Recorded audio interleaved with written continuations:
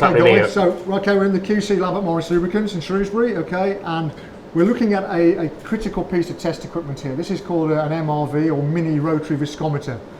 And what this is actually measuring is the oil's ability to flow from cold, to be pumped around the engine by the oil pump at under cold start conditions. Okay, so sometimes it's referred to as the borderline pumping temperature.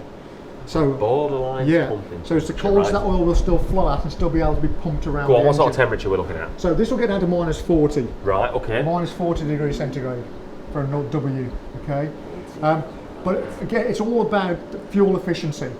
So this all needs to be readily pumped even down to those low temperatures, so that all the energy that you're generating in the combustion chamber finds its way to the wheels, and you're not losing energy by trying to move the oil around in the sump. Yep. Okay, because you lose oil, you lose energy that way. Yes, yes. So this is measuring, this is a critical engine test now in our industry, and all these new generation engine lubricants coming through, where you're looking at fuel efficient vehicles. Oh, it's getting thinner and thinner, isn't it, engine oil? Absolutely, yeah. So this is becoming very, very critical. Like 530 is common in the truck world now, isn't it? 530, 0W20s now in the truck world, 5W20s. 020s in the truck world, I've not seen that. Yeah. Scania and MAN, and some of the other manufacturers now are looking at it, yeah. So all this low temperature work becomes much more important all the time.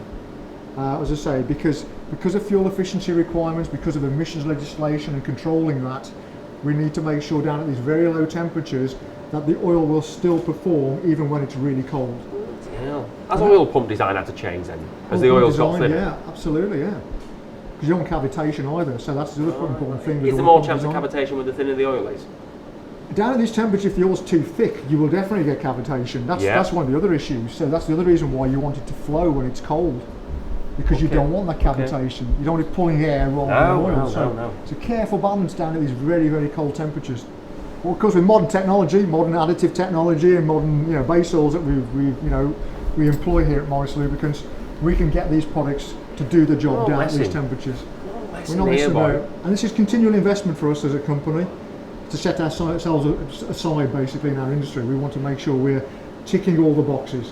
So this is a critical engine test, engine oil test that we can perform at Morris to differentiate ourselves basically. To save us putting a bonfire under a car before we start it. Absolutely.